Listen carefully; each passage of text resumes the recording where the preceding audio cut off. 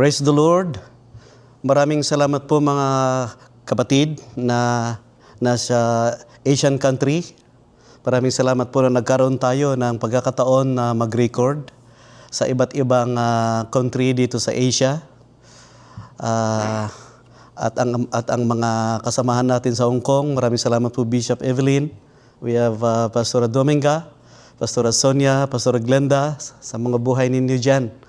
At sa mga iba't ibang leaders po nitong Asia countries na nakikinig ngayong gabi.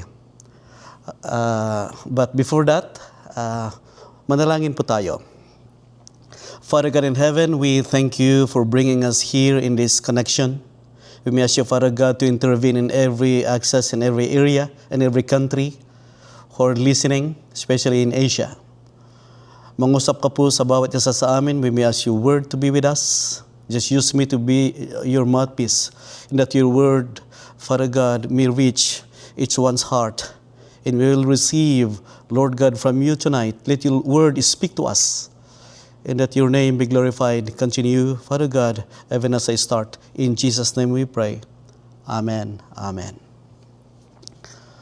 I would like to talk to you about lukewarmness. Kung paano natin po ma-overcome ang spiritual lukewarmness, lalo na sa kapangnahunan na ito. No? This time, marami pong mga nakakaranas. Salamat din sa mga hindi nakakaranas. Pero nakakaranas man tayo, kaya po ito yung aking isi-share ngayon, how to overcome spiritual lukewarmness.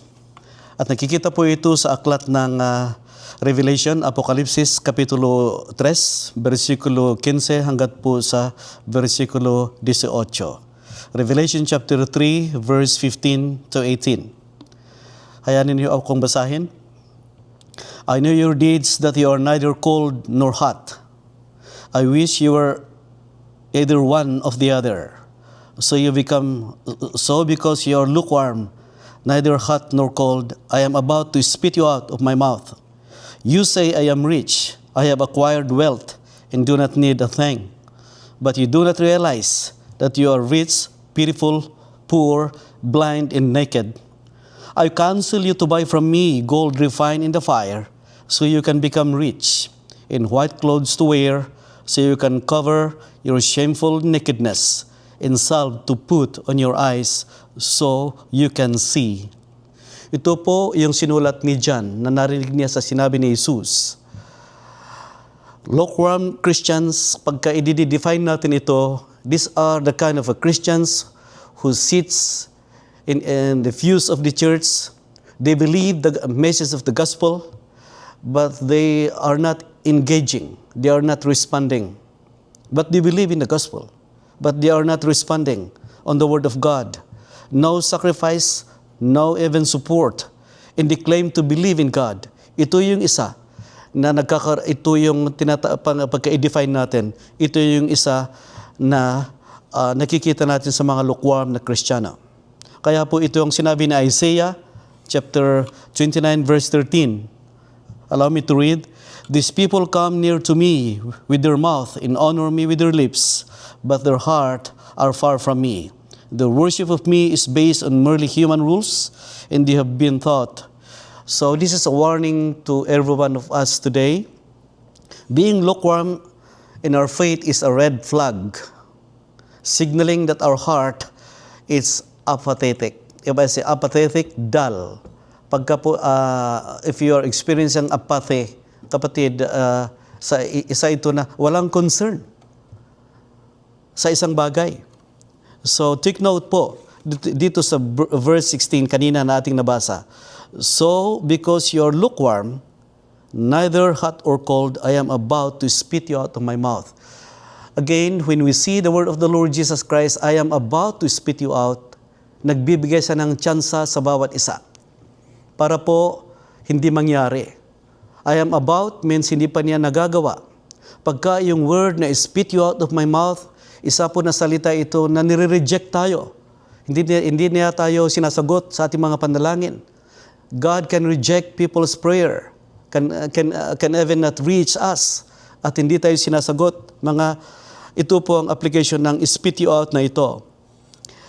In the historical background, pa nakikita natin sa region po ng Laodicea, isa po ito sa, there are 7 churches or 7 community at, sa Asia Minor. Today, it was erased in the past. Pero pagka po sa mga kapanahonang ito, walang iba kundi sa Greece, parte ng Athens o kaya Turkey. Yan po, pero yung, the exact location, we don't know. Is unknown kung saan po talaga, but at least sa mga nabanggit kong country. So sa region po ng Laodicea, they were rich. Mayaman po sila. Sila po doon during the Asia Minor, the Laodiceans are the banking center in Asia Minor. Sa mga 7 churches, doon po yun ang banking center sa lugar na ito. And they were also wealthy of gold exchange to other minerals. And reproduce also at isa rin po sa kanilang pinoproduce it is a textile, it is a black wool po na it is a glossy black wool. Ito po ay ginagamit nila na paggawa ng mga saya o kaya curtains. Mahal daw po ito. It is a kind of textile na produce ng mga taga Laodicea. Isa pa sa kanila, they have also medical school and reproduce medicine called Phrygian powder. Ito po ang minimix sa oil at inilalagay po sa mata, masalve ng eyes para po magkaroon ito ng kagalingan, lalo na sa mga may sore eyes, no? At mga ano pang sakit sa mata. Mayaman po ang mga taga Laodicea. Kaya po sa verse 18, sa verse 17, ang sabi ni Jesus, "You say I am rich, and you have acquired wealth, but do not need a thing." Kaya po nangungusap si Jesus sa kanila. Today, we live in this world that people don't make Sunday a sacred day for the Lord. Maraming ganito, although they know Sunday is it's a holy day. It is also happening in a vibrant cities, mga developed countries. They place their business affair even in the time of a holiday. They chase worldly things. Nahawa na rin ang mga Kristiyano minsan, pamasyal-pasyal, pati linggo, one thing. It ends a spiritual lukewarmness. They love the things in this world, but more than the giver of all things. Ganito po ang palaging nangyayari. So what to do? Ano po ang ating gagawin and how to overcome this? Sa verse 18, ito yung sinabi ni Jesus. So, dito ko po, bibigyan ng division dito sa verse 18, ang sinabi ni Jesus. The Lord Jesus Christ addressed the basic needs, the basic things that sa science, the 3 basic needs of man are cloth, shelter, and food. Right? But dito, may it is akin. It's like the same. So, ang sabi ni Jesus sa first, to buy me, I counsel you to buy me a gold refined in the fire, so you become rich. Ito po ang first na sinabi ni Jesus. To buy is a very synonymous word. To buy means to have it, to acquire something. When you don't have something and you have nothing, you need to buy. Right? Kailangan po na bibili ka. Kailangan po na magkaroon tayo. So ano itong bibilhin natin para tayo yayaman na sinasabi ni Jesus dito? Gold refined in the fire. Ano po ito? The gold refined in the fire is the Word of God. Being tested, refined, canonized, to believe by every Christian. It is the very Word of God. The very Word of God inspired by the Holy Spirit with 40 authorships. Di ba po? Napag-aralan natin. Ito sa ating DTC, there are 40 authors inspired by the Holy Spirit. So ang first na suggestion po, the first thing to do kung tayo manlalamig, para maiwasan ngayon ang panlalamig, Ito yung ating napapag-aralan sa DTC that we need to update our Bible readings. Nagsimula ako ulit sa New Testament. At nasa Matthew ako when I finish John. Minsan, yes, ganun eh. See? To update our Bible readings, we need much to invest on reading more than the other things to read. We have a lot of books, articles, social media, browsing the social media. Sometimes we read other people's life. Binabasa natin ng buhay ng ibang tao. We are being warned now instead of interceding. In short, when there is no consistent reading, manlalamig po tayo. At nasubukan natin yan. At sa mga nakasubok na, right? We are definitely lacking of spiritual food. Kasi ang pagbabasa, nagkakaroon tayo ng... Hindi lang po binabasa lang. Kaya yun ang sinabi ni Pastor Glenda, when you read, you need to understand. We need to write some jot down important things. Kaya may notebook ako ngayon din eh. At yung notebook na yun, we need to even memorize verses when it needed to. Para yun hindi lang po binabasa lang. We need to understand. We need to ask wisdom also. That it will, and that knowledge is not only that we gain information, but a transformation in the gospel. So sabi niya, you become hungry pagka hindi po tayo nagbabasa. Magkakaroon po tayo. So karamihan ngayon sa mga hindi siniseryos ang pagbabasa, sila palagi ang may mga problema. Pansinin natin sa ating mga sarili, sa ating mga kasamahan, kung sino ang mga hindi pala basa, sila ang palaging may problema. Apektado na po kasi, pati pananampalataya. Ganun po. So in order to become rich, na sinasabi ni Jesus, let's check our Bible readings. Let's check our readings. So start now again. They start in the New Testament, and after that, you get back to pero maganda yung simulan sa Genesis, and go back to the Old Testament, and after that, and why not? At yun po kasi ang sinasabi ni Jesus. Psalm 119 verses 28. Ang sabi ni David, this is a prayer of David. My soul is weary with sorrow. Strengthen me according to your word. Totoo po yung kapatid. Pagka po na, kung walang pagbabasa, sorrow, weariness, anxiety, problems, testing, many things. That's the start, the lukewarmness nating sinasabi. So I told you before that the more we immerse ourselves reading the Word of God, the more we recognize His voice speaking. When we try to read more and more, kapatid, we are blessed because many things are being done. It's not only understanding, wisdom come, knowledge comes, at doon po tayo napapalakas. Next, and that is the number one, okay? Next po, at white clothes to wear, so you can cover your shameful nakedness. Ano ito? Itong pangalawa. Pangalawa po na remedy so that hindi po natin malamig sa pananampalataya. Ito ang sinabi ni Jesus. Wear a white clothes, to wear a white cloth so that you can cover your shameful nakedness.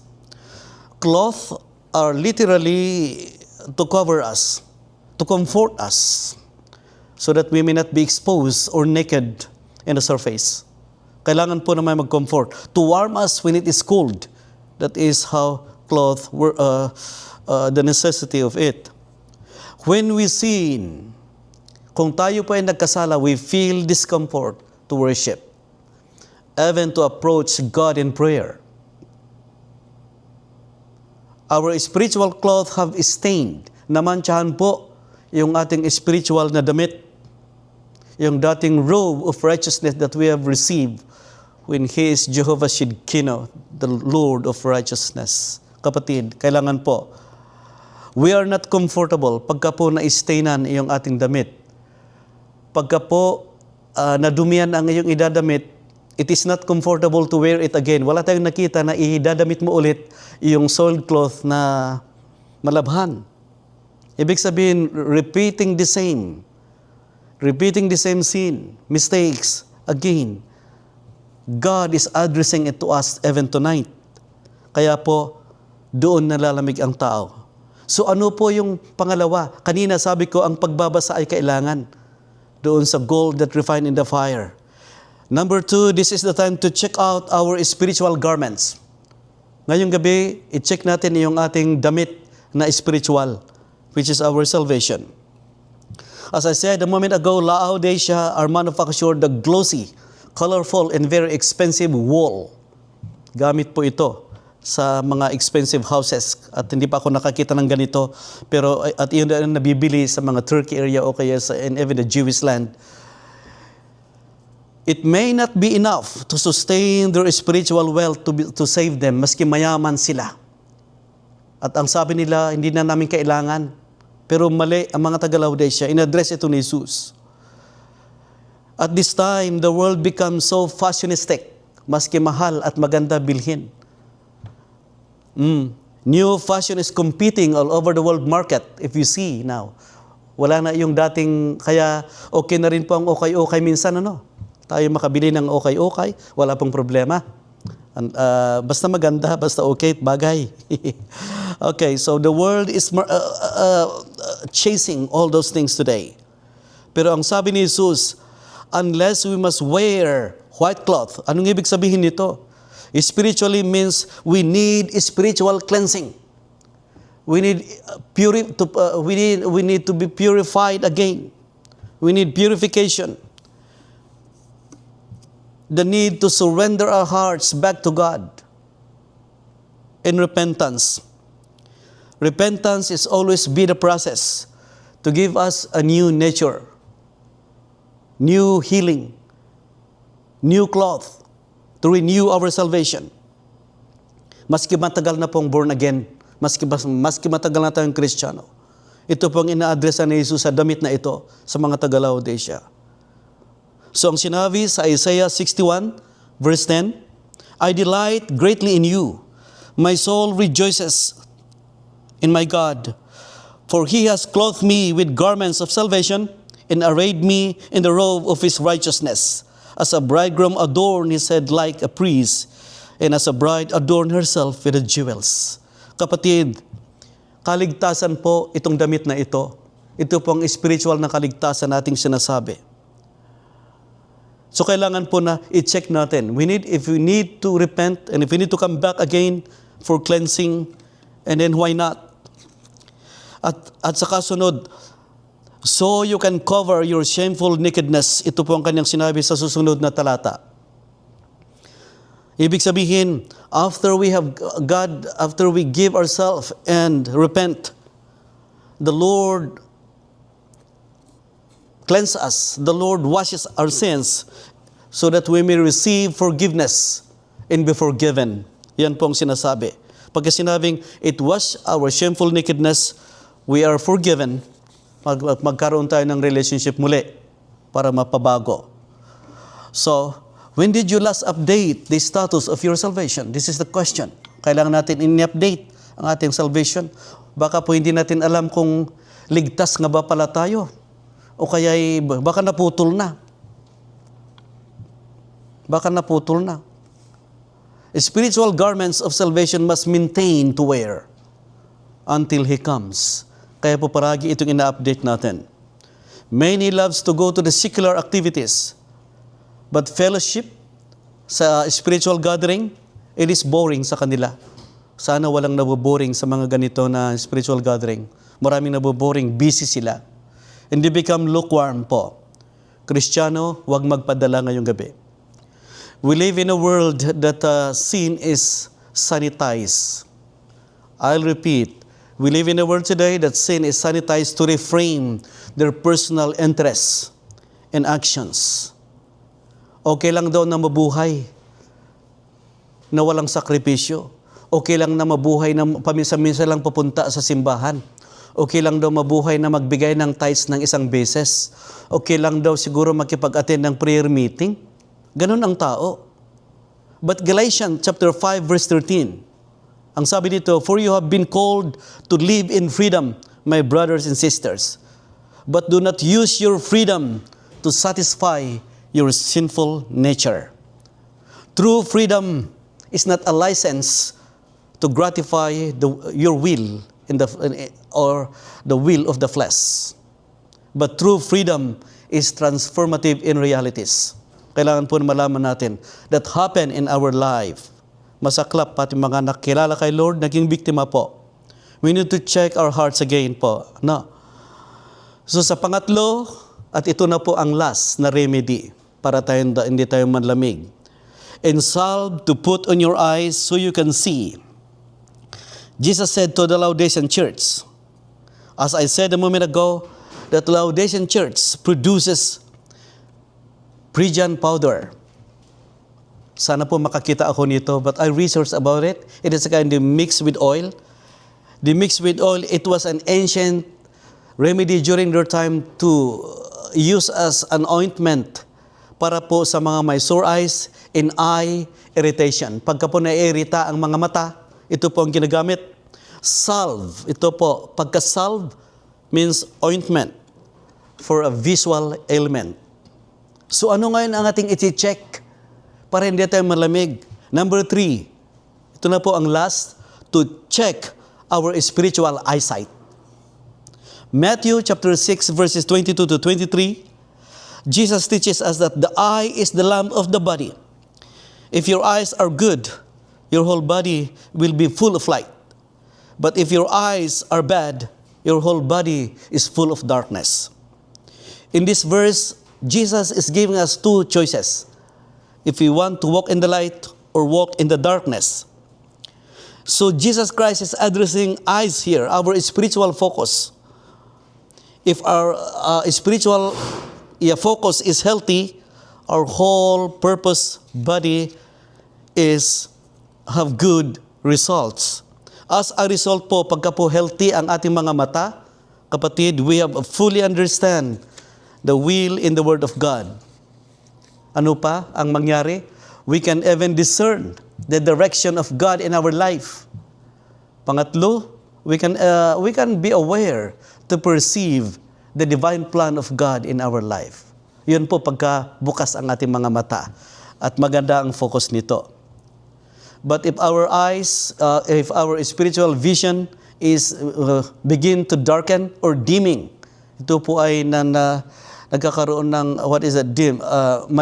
lalabo, we lose our spiritual direction, even physical direction. We may become spiritually blind, diminishing the gift of spiritual revelation. Ang hirap po na umintindi sa salita ni Lord kung tayo manlalamig. Sinusunod natin yung gusto natin. Sinusunod natin ang sinasabi ng ating laman. Sinasabi ng ating isip away from God. When He is a Jehovah Mikodism, the God who sanctifies. Kailangan po na magpa-sanctify tayo. Ang tanong ngayon, healthy po pa rin ba ang ating mga mata? I-check natin ang ating mga mata. Kaya minsan may mga nagpapalinis ng mata ngayon. Meron na ngayon ang mga aparatus na panglinis sa mata. Hindi lang po yung eye drop ang nilalagay. Eye drop is not much kasi may nagpapalinis talaga ng mata. Tinatanggal nila ang mga pterygium minsan. Is like mapping, is a red mapping he has to hide the cornea or the retina. Yan po. Minsan may cataract. Ganyan po. Di ba? Mga effect ito ng kung ano mga sakit. Pero this is one thing that we need to see. The Lord wants us to go to see deeper and clearer. Maliliwanag po yung gusto ng Panginoon sa atin. We must allow the hand of God to put salve in our eyes every time, in every way. Our lesson tonight po, na tatlo na yung aking i-share ngayon, our lesson tonight are not merely theological concept or sabihin natin, they are not a philosophical debate reserved only for the DTC students or scholars. No, they are not. They are for everyone who wants to walk, who wants to live right with God. Yung ating napag-aralan na tatlo na ito. So, I'll now give the summarize kasi marami na ako nasabi. How to overcome spiritual lukewarmness, to update our readings of His Word, back to His Word, and read it consistently, understandably, knowledgeably, with wisdom. Number 2, check out our spiritual garments. I-check natin ulit. And we need to repent kung kinakailangan. We get back for cleansing so that we will receive a new nature. Actually, hindi lang po iyan. When the Lord Jesus Christ came, first of all, He came for salvation. He came to redeem us from the curse. He came to give us healing. He came to give us peace and to give us a new nature. Number 3, to update our eyes, to update our spiritual eyes, and ask for healing if they began to dim and defocus. Hanggang dito na lang po at sana naintindihan natin at tayo po yumuko at manalangin. Panginoong Diyos, maraming salamat po sa gabing ito sa aming napag-aralan. I pray to reach that it had reached around who listen tonight in every place where they are at, country where they are. Continue to manifest in them. Even the word that we have learned in this passage, may you, Father God, to give clarity in us, Lord. Thanks that I didn't explain. Your Holy Spirit to move more in their lives. And bless every listeners tonight. Bless their lives. Bless their employers. Bless their job. And bless their daily routine in their life. And bless also their spiritual life. Their spiritual eyes. Their salvation, Father God. Our salvation, our faith. And especially, Father God, our focus on you. And our time to read your word consistently and become, Lord God, to know you, Lord, in our lives continuously. Father, we thank you. Continue even to bless every who are in this, ang mga humahawak, Lord God, nitong program, again, to continue this Asia Midweek program. I pray, Father God, to bless them all. Thank you. We give you all the praise, all the glory. In Jesus' name we pray. Amen. Amen.